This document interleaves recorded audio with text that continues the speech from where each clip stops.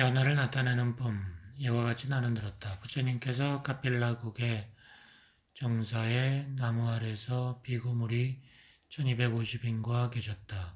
이들은 모두 아라한으로서 이미 먼저의 부처님으로부터 맑은 행을 깨끗이 닦아 모든 법을 알며 무거운 짐을 떠나 원한 바를 얻었으며 세 가지 것이 다 있고 바른 삶을 다 알며 삼신을 원만히 갖추고 여섯 가지 신통을 통달하였다. 비구니, 대중, 대도 등 500인과 헤아릴 수 없는 여러 우바세 우바이들이 널리 모였으며 여러 외도의 바라문과 니건자 등 많은 이들이 모여 있었으며 모든 사천왕, 도리천왕, 양천왕, 도설천왕, 니무라제천왕, 바라니밀천왕, 범천왕, 아가니타천왕에 이르기까지 헤아릴 수 없는 대중들과 함께 모였고 여러 용왕, 아수라, 가루라, 긴나라, 마우라가 등 존귀한 신들도 저마다 권속들과 함께 모였으며 백정왕, 문호왕, 무원왕, 감로정왕 등과 카필라국의 구억 장자들도 권속들을 데리고 모였는데 모두 부처님께 예배하고 물러나 안쪽에 앉았다.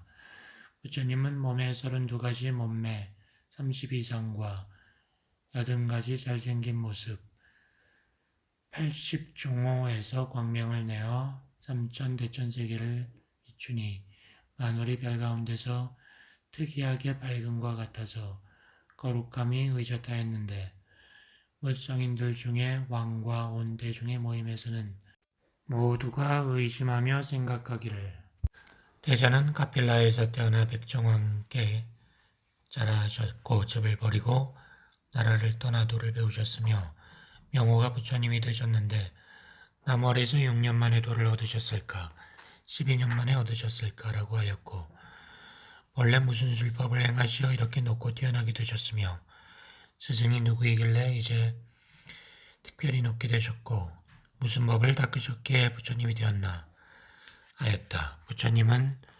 대목건련에게 말했다. 네가 열애를 위하여 본기를 말할 수 있겠느냐? 대목건련은 말했다. 그렇습니다, 제존이요. 부처님의 위신을 받자와 부처님의 실력을 지니고 일제를 위해 말하겠습니다. 부처님이 말했다.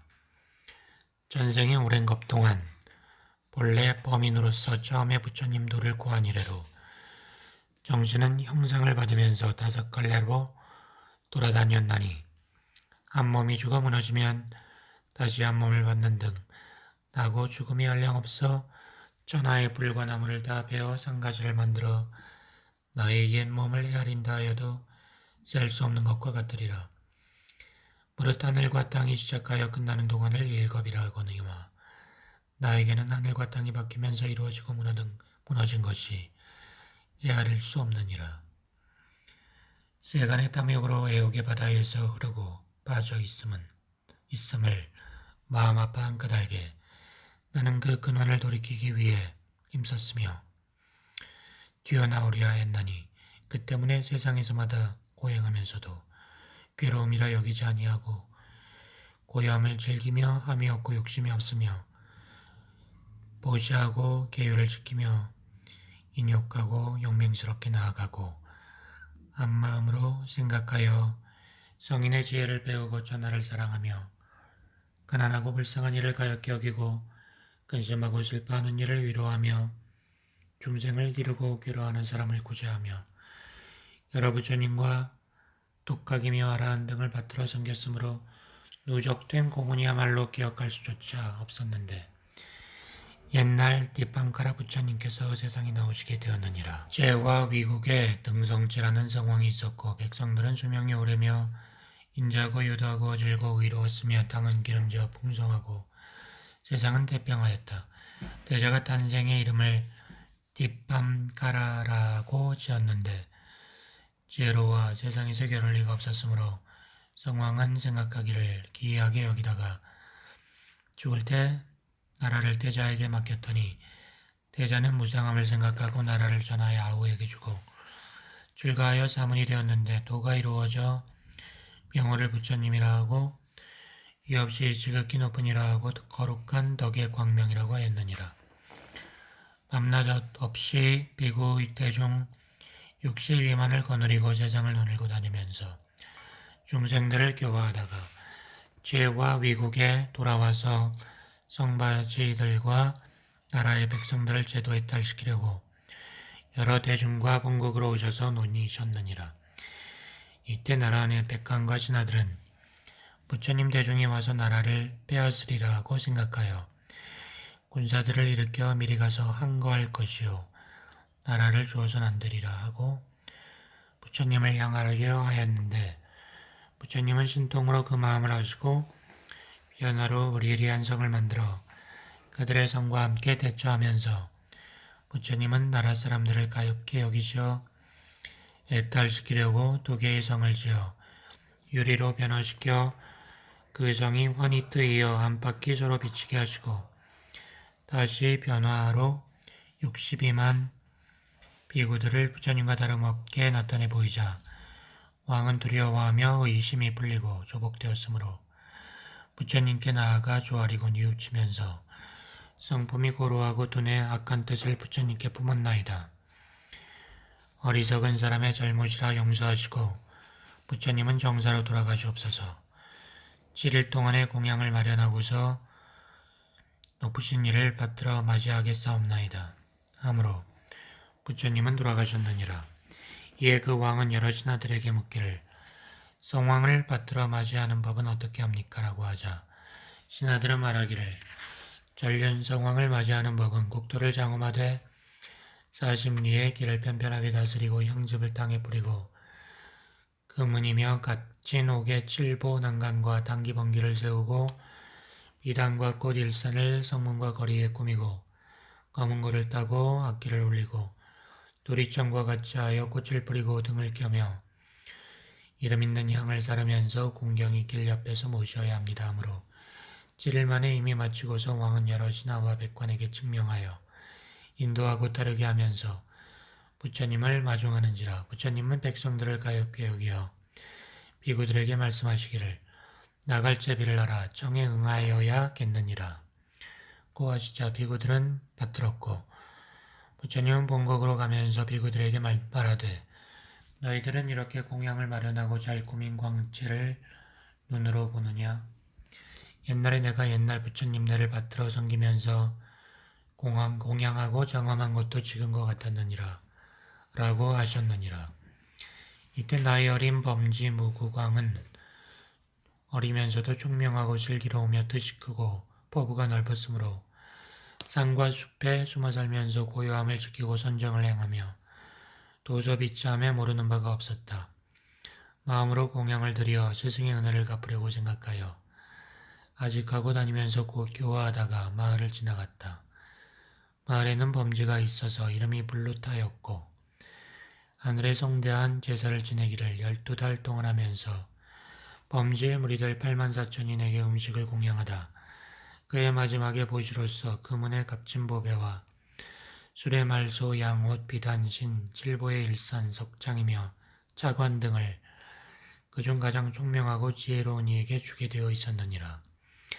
아직 이런 날이 끝나기 전이었는지라 나이 어린 보살은 그 대중 가운데 들어가서 이래 낮 이래 밤 동안 도를 논하고 이치를 설명하더니 대중들은 기뻐 뛰놀았으며 주인 장자도 기뻐하며 딸 현이를 보살에게 주었지만은 보살은 받지 않고 다만 일상과 석장 차관신이며 금전과 은장 각각 1천만을 가지고 들어가서 옛 스승에게 올렸더니 스승은 기뻐하며 같이 나누어 주었느니라. 나이 어린 보살은 다시 하직하고 떠나오자 같이 배운 이들은 각기 한 사람이 온전 1전씩을 주어 보냈는데 다니다가 나라에 들어와 보았더니 사람들이 길을 평탄하게 가다듬고 뿌리고 쓸며 향을 사르는지라.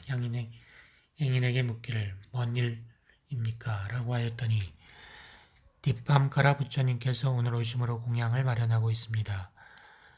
라고 하므로 나이 어린 보살은 부처님이라 함을 듣고 기뻐 뛰면서 옷과 털이 숙연하여져 부처님은 어디서 오시며 어떻게 공양해야 합니까? 하였더니 오직 꽃과 향이며 비단의 단기 번기만으로 합니다. 라고 하므로 보살은 성으로 들어가 공양거리를 구하며 잠깐 동안 돌았지만 얻을 수가 없었다. 나라 사람이 말하기를 왕께서 꽃과 향을 금지하고 있습니다. 7일이 되면 혼자만 공양한답니다.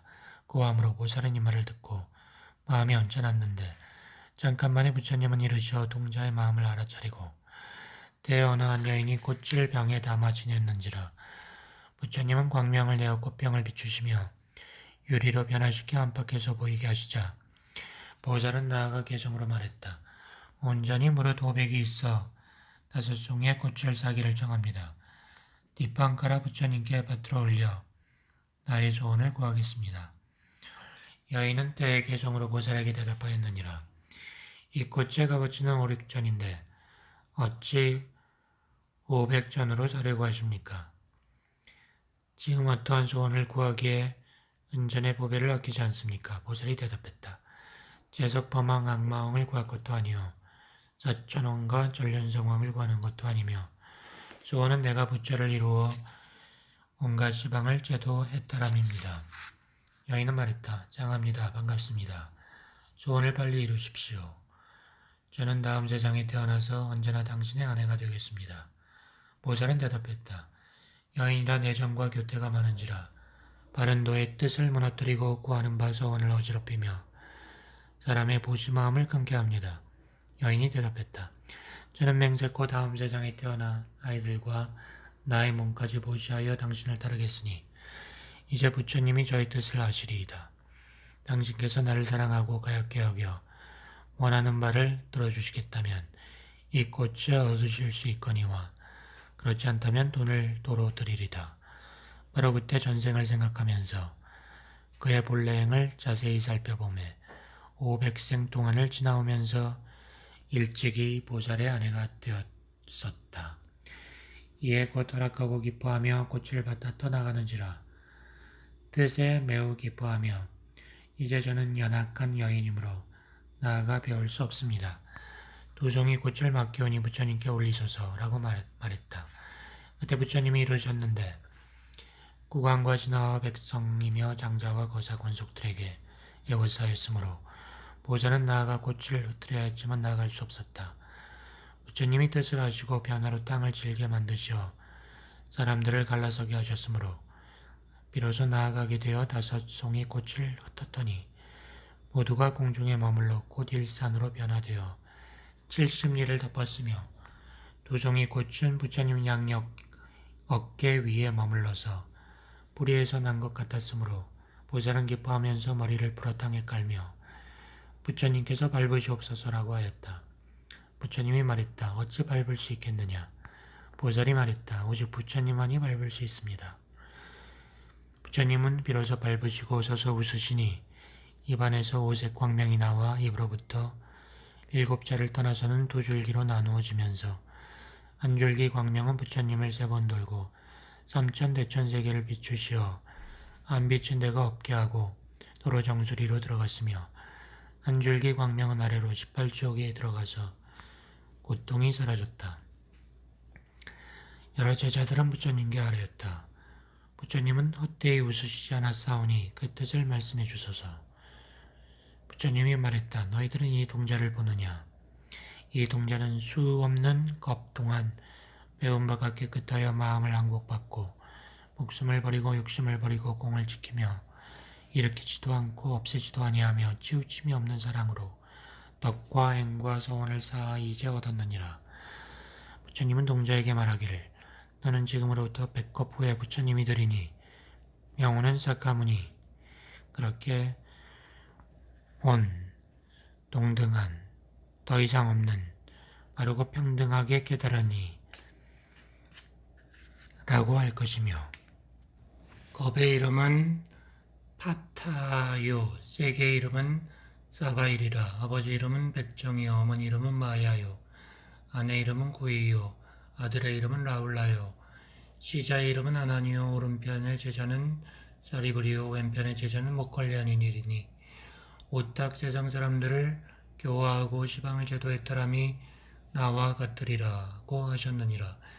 이에 능인보살은 소개하시는 말씀을 듣고 기뻐하면서 의심이 풀리고 욕망이 그쳐지며 완화여지고 생각이 없어져 고요히 선정에 들었는데 바로 깨끗하고 생멸 없는 법의 지혜를 얻고서 즉시 몸을 쑥 굳혀 공중으로 올라가 땅에서 7길을 떨어져 있다가 위로부터 내려와 부처님 발에 머리를 조아리면서 사문이 되었으므로 부처님은 개성으로 말씀하셨다. 나는 장차 이 세상에서 나무 아래 뿔을 깔고 앉아서는 계율과 선정과 지혜의 힘으로 악마의 권속들을 항복하리라. 너는 성인의 도량에 가서 다니슬의 북을 치고 올리며 중생들을 가엾이 여겨 이따라 위없는 법받기를 굴리리라. 너는 장차 이 세상에서 좋은 방편과 위없는 지혜로 96가지 외도들이 법론을 다 얻게 하리라. 너는 장차 이 세상에서 자비로서 4가지 은혜를 행하고 법의 다니슬을 베풀면서 3가지 독의 병을 없애주리라. 능인보살은 뒷밤가라 부처님을 받들어 섬겼고 열반할 때까지 계율을 깨끗이 받들고 바른 법을 수호하고 자랑하며 가엾이 여기고 기뻐하고 보호하며 어짐과 사랑을 베풀고 사람을 이롭게 하되 평등하게 하며 구제하는 데 게으르지 않다가 목숨을 마치고 도솔 천상에 올라났으며 일체를 구하고 눈 얻은 이들을 도로 제도하려고 위로부터 내려와 전륜왕 비행 황제가 되니 칠보가 인도함에 따랐느니라. 무엇이 칠보인가? 금륜보, 신주보, 옥녀보, 전보장신, 전병신, 감마보주모갈, 백상보주모미이다. 금륜보는 수레바퀴에 1000개의 바퀴살이 있고 무늬를 놓아지겠으며 뭇보배가 섞이고 광명이 비쳐 해와 달이 광명보다 뛰어났으며 왕의 위에 있다가 왕의 마음속으로 생각만 하면 수레바퀴가 굴러가게 되어 천하를 순행하되 잠깐 동안 두루도니 이 때문에 금륜보라 하느니라. 신주보는 29일이 되어 해와 달이 없어진 밤에 구슬을 공중에 달아두면 그 나라 위에 있으면서 나라의 크고 작음에 따라 밝게 비추어 낙바다로 먹게 하니 신주보라 한다. 옥녀보는 그의 몸이 겨울이면 따뜻해지고 여름이면 시원하여지며 입안에서 푸른 연꽃 냄새가 나고 몸에서 전단향 냄새가 나며 음식은 저절로 소화되어 대변과 소변에 근심이 없고 여인으로서의 어로와 부정한 것도 없으며 머리칼은 몸과 똑같고 키가 크지도 않으며 작지도 않고 희지도 않으며 검지도 않고 살찌지도 않으며 파리하지도 않느니 그 때문에 옥녀보라 한다. 전보장신은 왕이 금은 유리 수정 많이 진주 산호 등 값진 보배를 얻으려 할 때 손을 들어 땅을 가리키면 땅에서 칠보가 나오고 물을 가리키면 물에서 칠보가 나오며 산을 가리키면 산에서 돌을 가리키면 돌에서 칠보가 나오니 그래서 전보장신이라 한다. 전병신은 왕의 뜻에 4가지 병사인 마병, 상병, 거병, 보병을 얻으려 하면 그 신하가 왕에게 아뢰되 얼마의 보병들을 얻으려 하십니까? 하여 천이거나 만이거나 수없다 하면 돌아보는 순간에 병사들이 진을 치고 엄숙하게 정돈되니 그 때문에 전신병이라 한다. 감마부는 말은 검푸른 빛깔인데 갈기에 꿰어진 구슬을 문지르며 씻으면 구슬이 떨어지지만 잠깐만에 다시 본래대로 생기며 그 구슬은 산뜻하여 앞것보다 낫고 우는 소리는 멀리 일류순까지 들리고 왕이 올랐다면 전하를 순행하되 아침에 갔다 저물 무렵에 돌아오는데도 지치지 아니하며 말의 다리에 먼지가 닿으면 금모래로 되니 그 때문에 감마보라 한다. 백상보는 희고 눈은 검푸르고 7군데는 밋밋하고 힘은 100마리 코끼리보다 뛰어나며 갈기 끝에 꿰어진 구슬은 산뜻하고 깨끗하며 입에는 6개 어금니가 있는데 어금니는 질보의 빛깔이며 왕이 타기만 하면 하루 동안에 천하를 두루 돌아다니되 아침에 갔다 저녁에 오며 물을 건너면 물이 움직이지도 않고 발 또한 젖지 않나니 그 때문에 백상부라 한다. 그때 백성들은 수명이 84,000이요 우궁 체녀도 각 84,000이며 왕에게는 천의 아들이 있어 인자하고 식숙하여 한 사람이 천명을 당하내며 상왕은 바르게 다스리고 계율과 덕과 10가지 선행으로 백성들을 가르치며 전하에 태평하고 비와 바람이 때 알맞으며 오곡이 잘 익어 먹으면 병이 적으며 맛은 단 이슬과 같고 기력이 왕성하며 7가지 병이 있는데 첫째 추위, 더위, 배고픔, 목마름, 대변, 소변, 드세하고 싶어하는 것뿐이다. 상왕은 목숨이 다하여 또 범천에 올라가서 범천왕이 되는 등 올라가서는 하늘의 임금이 되고 내려와서는 전륜성왕이 되기를 각각 36번 되풀이하면서 인간들을 제도하기 위하여 때때로 나왔으며 보자리에서 고생하여 사마승지 겁동안을 겪고 지나다가 겁이 다하려 할 적에 일체를 가없이 여겨 끝없이 거듭나면서 중생들을 위하였고 몸은 굶주린 범에게 던지면서 영맹스럽게 힘써 나아갔는지라 구겁을 뛰어넘었느니라.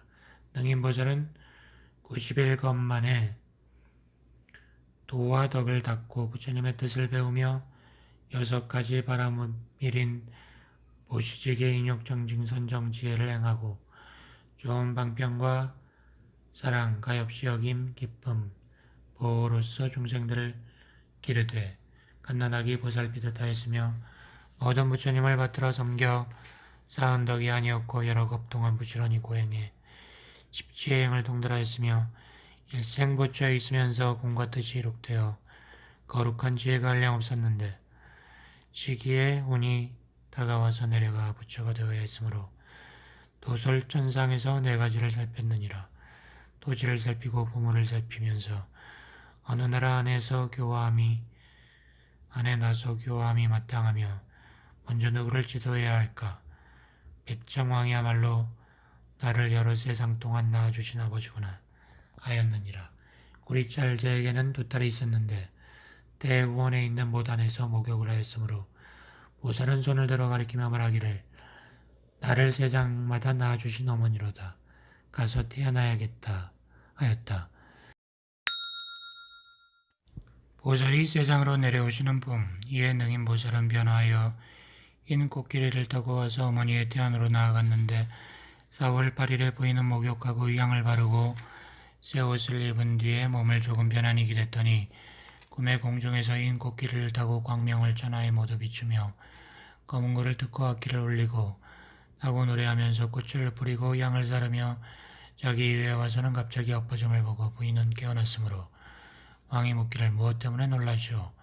방금 꿈속에서 흰 코끼리를 탄 이가 공중으로부터 오면서 검은고를 듣고 악기를 울리며 꽃을 흩고 양을 사르며 제2로 와서는 엎어진 것을 보았습니다.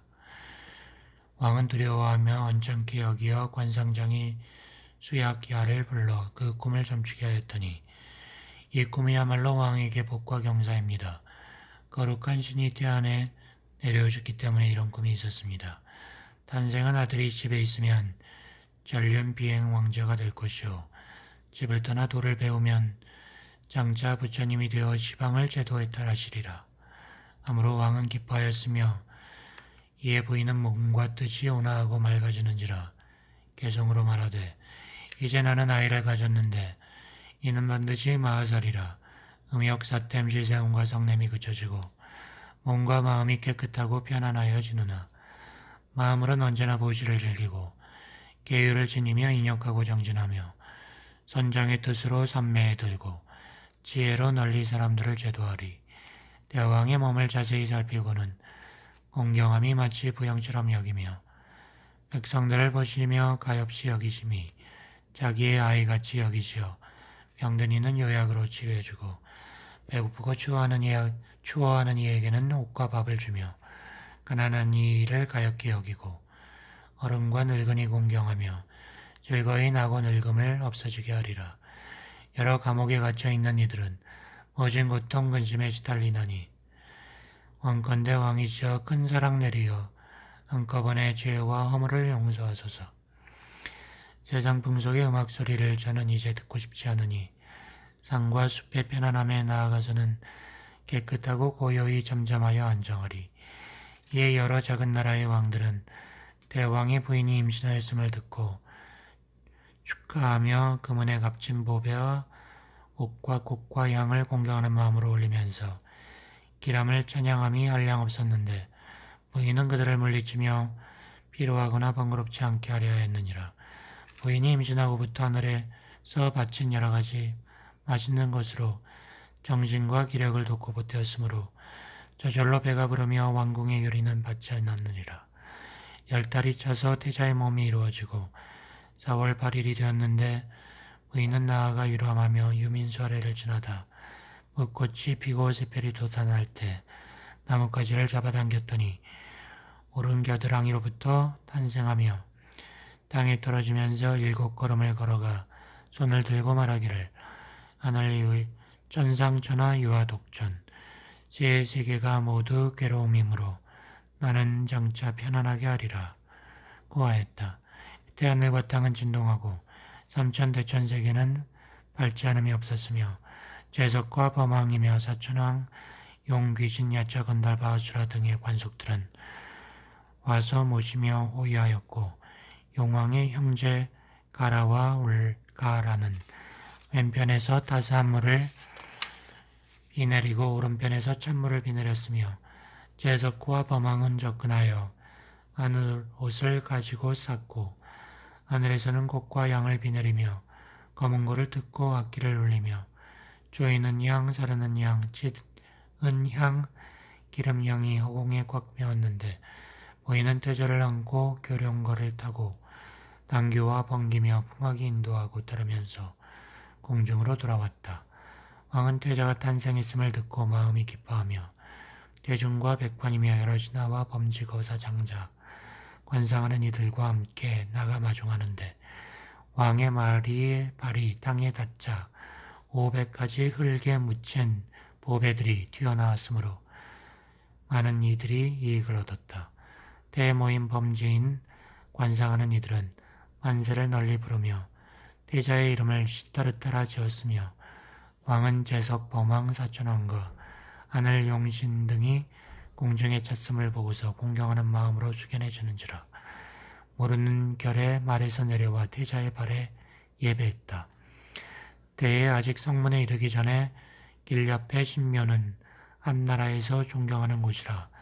범죄인 관상하는 이들이 말하기를 응당 태자를 데리고 가서 신상에 예배해야 한다 하므로 곧 안고 신묘에 들어갔더니 여러 신들의 형상이 모두 다 거꾸로 넘어지므로 관상하는 이들과 온 대중들은 말하기를 태자야말로 참으로 신령하고 미묘하다.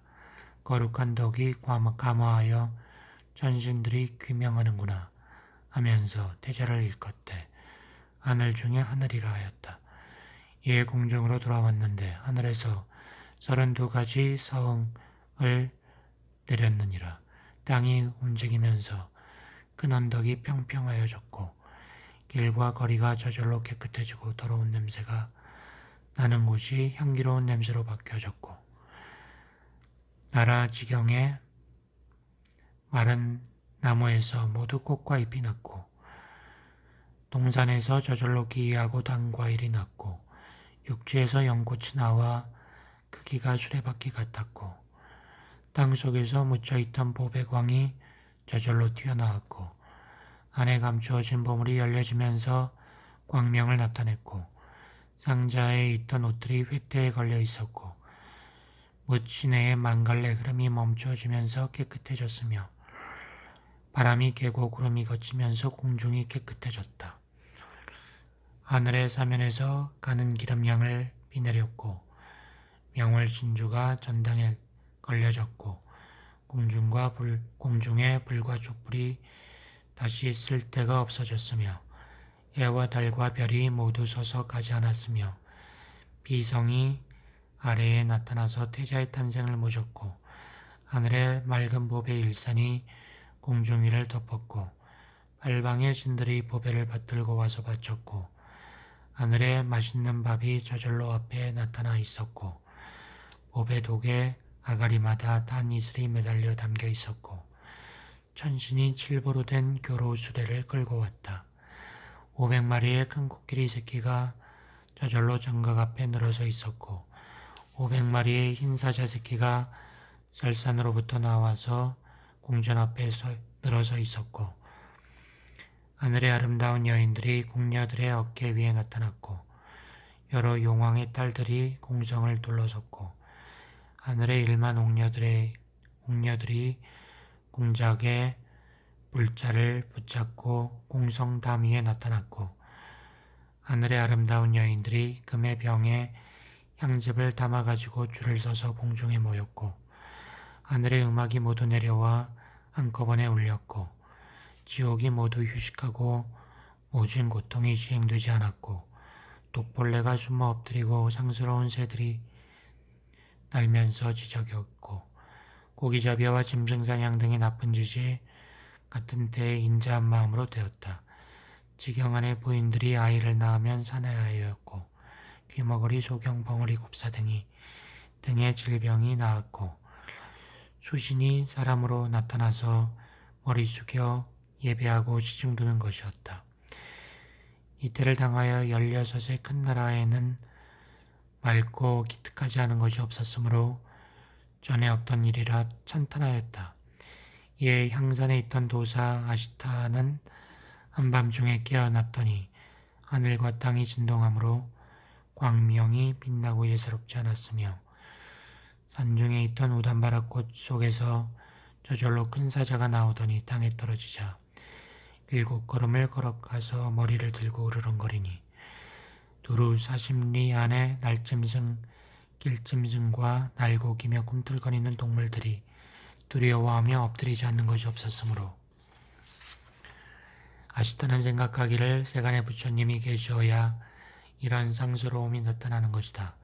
지금 세상은 5가지 흐림으로 악이 왕성하거늘 어째서 이런 상스러운 성이 있을까 하다가 날이 샘으로 카필라국으로 날아가는데 아직 나라성에 미치기 전에 40리 밖에서 땅으로 떨어지는지라 마음에 매우 놀라면서도 기뻐하며 이는 반드시 부처님이 계시리라 의심할 것도 없다 하고 걸어서 궁전문에 나아갔더니 문지기가 왕에게 아뢰기를 아시타께서 계시옵니다 하므로 아시타는 언제나 날아다니거늘 어찌하여 문에 계시면서 들겠다고 알리실까 하고 나아가 영접하고 씻은 뒤에 새 의복을 주고서 문안하였다. 몸소 돌보시어 높고 거룩함을 굽히셨습니다 하자 아시타는 대답하기를 특컨대 대왕의 부인께서 태자를 탄생했다 하므로 일부러 살펴보러 왔습니다 하므로 나인에게 증명하여 태자를 안고 나오게 하였더니 시녀가 아뢰기를 태자는 고단하시어 이제 편안히 잠이 드셨나이다 하는지라 아시타는 개성으로 말하였다. 대왕께서는 늘 스스로 깨달았고 깨닫지 못한 이들을 깨우쳤으며 겁을 지나면서 잠들어 눕지 않았거늘 어찌 잠을 잔다 하겠습니까? 이에 시녀는 태자를 안고 나와 아시타에게 향하여 절을 시키려 하자 아시타는 일어나서 나아가 태자의 발에 예배하므로 국왕과 여러 신하들은 국사 아시타가 태자에게 예배함을 보고 마음에 송구하게 여기며 더 지극히 높으신 이인 줄 알아차리고서 땅에 엎드려 태자의 발에 예배하였다. 아시타는 100명의 장사들을 둘러 엎는 듯한 날쌘 힘으로 낚아채면서 태자를 안았으므로 그의 근육과 뼈가 따라 움직였는데 기특한 몸매인 32가지와 80가지 잘생긴 모습이며 몸이 금광과 같고 아주 미묘하여 헤아리기 어려움을 보고서 모두가 비기참서에서와 같구나. 반드시 부처님이 되시리라. 나는 의심할 것조차 없다. 하고 눈물을 흘리며 목이 메어 슬퍼하면서 말조차 못하는지라. 때의 왕은 당왕에 묻기를 태자에게 상스럽지 못한 일이 있나이까? 길하거나 흉하거나 간에 말씀해 주소서. 어려울 것이 없습니다. 하자 아시타는 스스로 억제하며 개성으로 말했다. 이제 큰 성인이 태어나셨으니 세상의 모든 재난 없어질 텐데 나 자신은 복이 없어서 7일 후면 죽게 됨을 슬퍼합니다. 신통과 변화를 보지 못하고 슬퍼하여 세간의 비내림도 보지 못하며 이제 태자와 이별하게 되었나니 그 때문에 스스로 슬퍼옵니다. 태자는 손을 들며 말하기를 5갈래와 시방의 사람들을 나는 응당 다하도록 교화하여 모두가 그 자리를 얻게 하리라. 본래 나의 뜻에 원하는 바는 마땅히 서태발을 제도하여서 한 사람이라도 돌을 얻지 못하면 나는 열반에 들지 않는 것이니라. 이에 아시타는 기뻐하면서 거듭 태자의 발에 예배하는지라. 백정왕도 두려움이 그쳐지고 깊어졌으므로 개성으로 말했다. 태자에게 어떠한 몸매가 있어 어떻게 세상을 다스리겠습니까? 모든 몸매에 어떤 복이 있는가를 하나하나 말씀하여 주소서. 아시타는 개성으로 왕에게 대답했다. 이제 태자의 몸을 살피건대 금빛 칼에 뜻이 견고하여 위없는 금강의 절국 공의로 음욕의 산을 찧어 부셔버리겠습니다. 거룩한 분의 몸매를 원만히 갖추시어 발바닥은 바르고 편편한지라. 나라에 계시면 늘 태평하게 다스리고 줄과하면 다 옳게 깨달으시겠습니다. 손발에 수레바퀴 형상이 나타나고 그 상호에는 1000개의 바퀴살이 있나니 그러므로 법의 바퀴 굴리시게 될 부처님과 세세계의 높으신 이 되시리라. 사슴의 장단지에 용의 넓적다리며 말처럼 감추어진 남근의 몸매는 보는 이가 싫어함이 없을 것이니 그러므로 법이 깨끗하리라. 가늘고 긴 발과 손가락이며 부드러운 손바닥은 중리를 만지리니 그러므로 법은 오래고 길어서 1000년 동안 세상에 가르치리라. 살갗과 털은 부드럽고 가늘며 오른편으로 말리고 뒤끄리끼지 않으며 금빛깔의 구쇠 고리니 그러므로 외도를 항복받으리라. 방정한 몸의 사자의 가슴이며 빙빙 돌았을 때 굽지 않았고 반드시 서면 손이 무릎을 지나나니 그러므로 일체가 예배하리다. 몸에 7군데가 가득히 차고 전의 장부의 힘으로 적을 당해내리니 보살이 전생부터 지은 행이라. 그러므로 원한과 미워함이 없으리라. 입안에는 40개의 이가 있어 바르고 이면서 가지런함으로 다닛을 법으로 중생 통솔하리니 그러므로 7가지 법회가 있으리라. 뺨은 마치 사자 같고 4개의 어금니 같은 만자가 있는지라.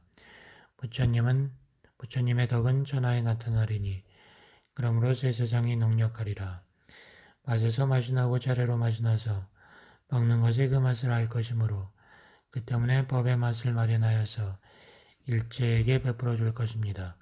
넓은 이하는 마치 연꽃과 같고 입에서 나와 그 얼굴을 덮나니 그러므로 그 여러 가지 음성을 받는 이는 다니슬과 같이 여기리라. 말씀하는 소리는 난세의 소리며 경전을 외우면 범천을 지나리니 그러므로 법을 말할 땐 몸이 편안하고 뜻의 안정 얻으리라. 눈의 형상은 검푸른 빛깔인데 세상마다 인자한 마음으로 보았나니 그러므로 하늘과 사람의 무리들이 부처님을 배울 적에 싫어함이 없으리라. 정수리에는 쌀상투가 났으며 머리칼의 빛깔은 검푸른 유리인데 일체를 제도하려 하였기 때문이니 그러므로 법은 융성하리다. 얼굴빛은 만월과 같고 색상은 꽃이 처음 핀 것 같으니 눈썹 사이의 털은 희고 깨끗하여 밝은 구슬 같습니다. 이에 왕은 그가 관상에 능한 줄을 잘 알았으므로 태자를 위하여 4차례 공전을 일으켜서 주나추동동안에 각각의 초소를 달리하게 하였는데 그 정각 앞에는 단과일 나무를 심고 나무 사이에는 칠부로 된 목욕하는 못이 있으며 못 안에 기이한 꽃은 색색으로 달랐으니 하늘의 꽃과 같았다. 물에 사는 새들은 수십 백가지며 공성은 단단하고 칠보의 누각에는 방울과 당기 번기를 달았고 문을 여닫는 소리는 40리까지 들리고 500의 기녀들을 가려 법대 온화하고 맑고 예의가 갖추어진 이로써 선발하여 공양하면서 재밌게 즐기며 태자를 기르게 하였느니라. 태자가 탄생하던 날에 나라 안에 84,000 장자들이 아이를 낳았는데 모두 자네 아이였고 84,000의 마구에서 말이 망아지를 낳았는데 그중 한 마리는 특이하여 털 빛깔이 뛰어나게 희고 갈개에는 구슬이 달려 있었는지라. 그 때문에 이름을 칸타카라고 하였으며 마구에서 또 흰 코끼리가 84,000을 낳았는데 그 중에 한 마리는 7군데가 밋밋하고 갈기 끝에 구슬이 달렸으며 입에 6 어금니가 있었기 때문에 이름을 백성부라 하였고 입말에 달린 마구의 이름은 차익이었느니라. 태자가 탄생한 지 7일 만에 그 어머니는 목숨을 마쳤는데 하늘 스승을 뺀 공덕이 컸기 때문에 도리전에 나서 복록을 받았느니라.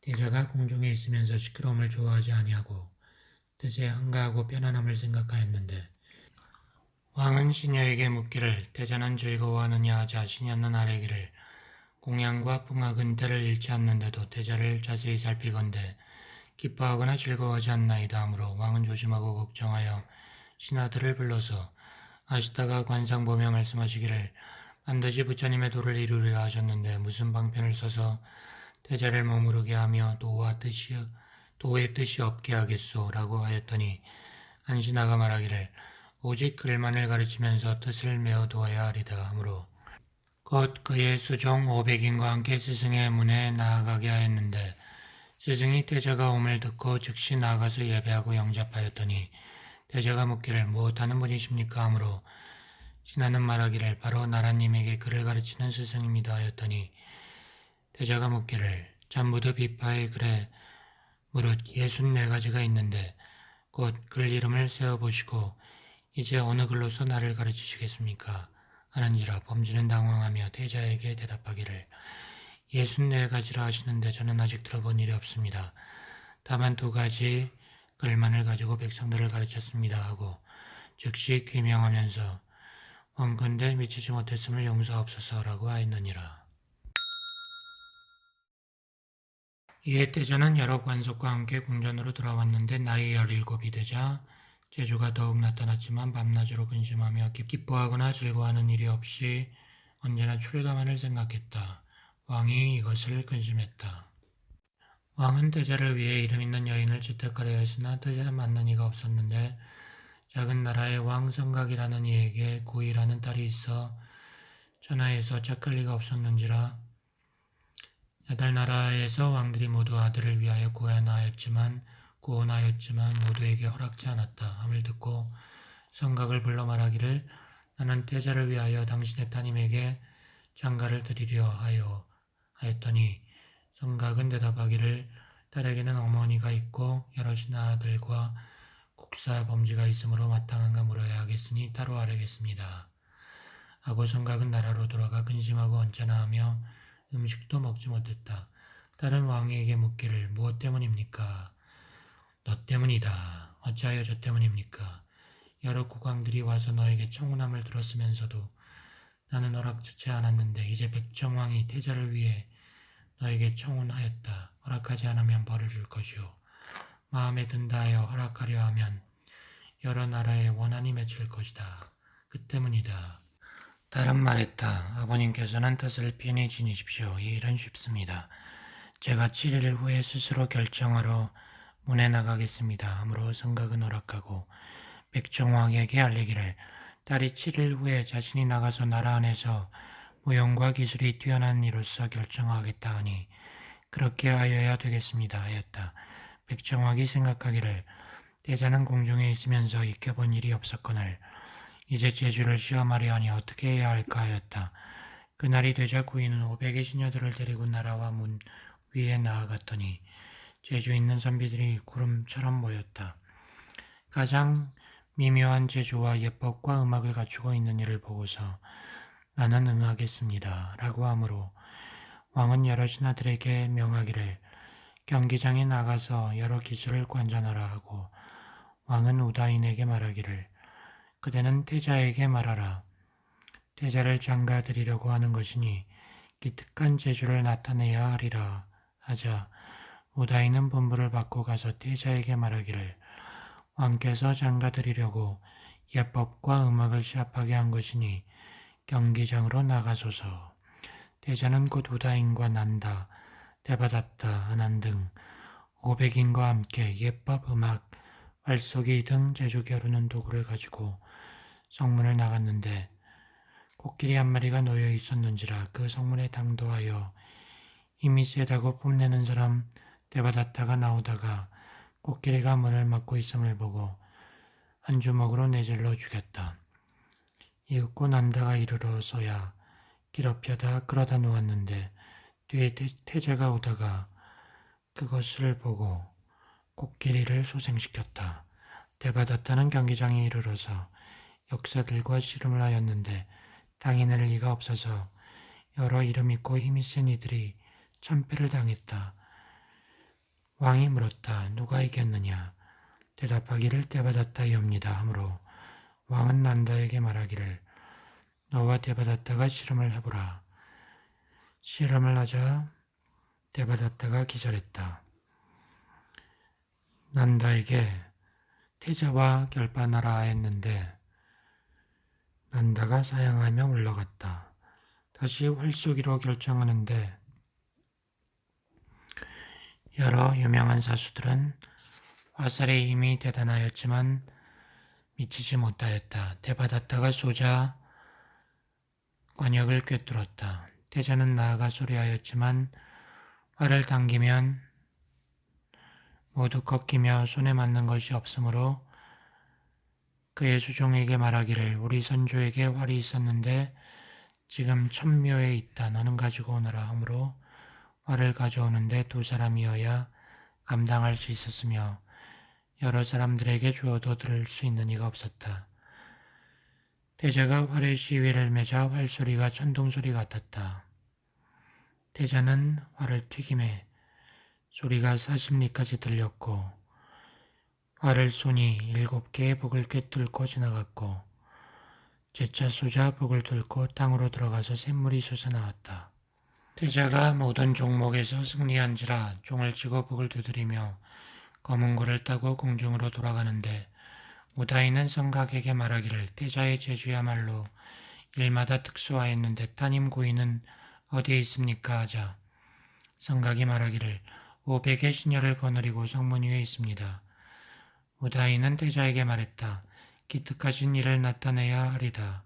태자는 몸에 영락을 벗어 멀리서 던지려 하므로 우다이는 말하기를 여러 여인들이 많거늘 이제 누구에게 던져주렵니까 하자 태자는 말하기를 영락이 목에 걸리는 바로 그 사람이리라 하면서 구슬을 던지자 바로 그 이에게 걸렸으므로 모든 여인들은 칭찬하면서 미묘하구나 매우 기특하여 세상에서 익히 드문 일이로다 하였다. 이에 성각은 딸을 전송하며 태자의 궁전에 나아가게 했다. 수종들이 2만인이었다. 밤낮으로 재미있게 즐기며 뛰어난 음악이었지만 태자는 기쁘게 여기지 않고 도읍을 닦으며 중생들을 제도하려 했으므로 왕은 수종에게 묻기를 태자가 비를 맞이한 이래로 뜻이 어떠하냐 하자 수종은 대답하기를 근심하고 언짢아하는지라 몸이 전보다 못합니다. 하므로 왕은 조심하면서 신하들을 불러 어찌하면 좋겠소 하자 신하들이 다시 장가를 들여서 풍악을 올려야겠습니다. 만일 뜻을 돌릴 수만 있다면 세간을 즐거워하리다. 그리하여 다시 여인에게 장가 들었나니 첫째가 중칭미요 둘째가 상락이다.